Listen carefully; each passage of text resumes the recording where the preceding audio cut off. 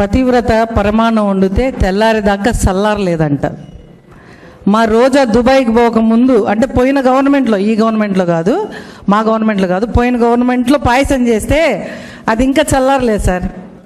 అంత వేడిగా ఉంది అప్పటి నుంచి ఇప్పటిదాకా.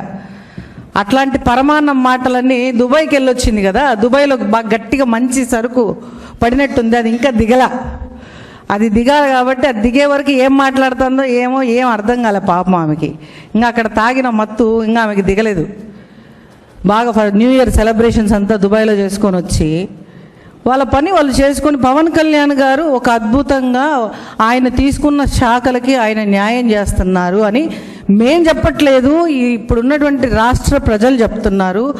ఆయనని ఎంతగానో ఆదరిస్తున్నారు, ఆయనని ఎంతగానో హక్కును చేర్చుకుంటున్నారు.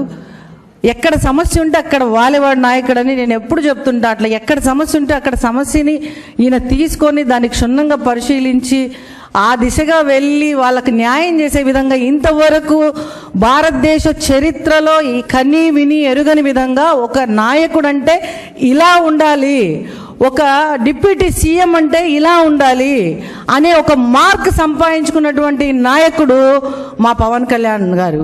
అది ఖచ్చితంగా తెలుసుకోవాలి రోజా నువ్వు.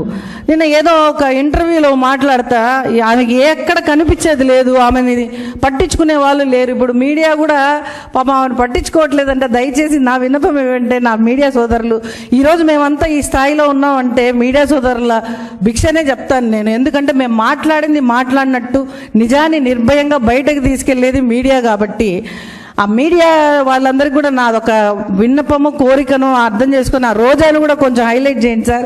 ఎందుకంటే పాపం మీరు ఎవరు పట్టించుకోవట్లేదు, ఎందుకంటే ఆమె దగ్గర ఏ విషయం లేదు, ఆమె ఏమి మాట్లాడట్లేదు, ఆమెను ఎవరు పట్టించుకునేవాడు లేడు, నన్ను గమనించండి, నేను ఒక దాన్ని ఉన్నాను అని మళ్ళీ బయటకు ఏ విధంగా రావాలి. అందరికీ ప్యాషన్ కదా పవన్ కళ్యాణ్ గారిని అంటే, మళ్ళీ అందరు జనాలు నోళ్ళలో నాంతాము, మళ్ళీ జన సైనికులు వస్తారు, నన్ను తిడతారు, నేను హైలైట్ అవుతాను.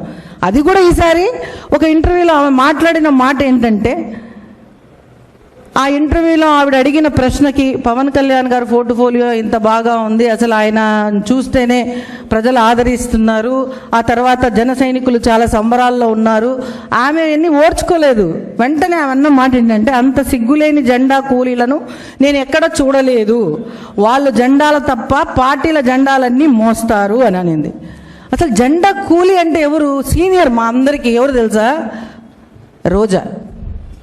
చూడండి, ఆమె పసుపు జెండా మోసింది, కాంగ్రెస్ రాజశేఖర రెడ్డి హయాంలో రాజశేఖర రెడ్డిది మోసింది, ఆ తర్వాత కొడుకు మళ్ళీ పార్టీ పెడితే కొడుకు జెండా మోసింది, కండువాలు వేసుకుంది. ఇట్లా ఎన్ని జెండాలు అవకాశం ఇస్తే పక్క రాష్ట్రంలో కూడా పోయి ట్రై చేసింది, ప్రయత్నించింది, అక్కడ కుదరలేదు.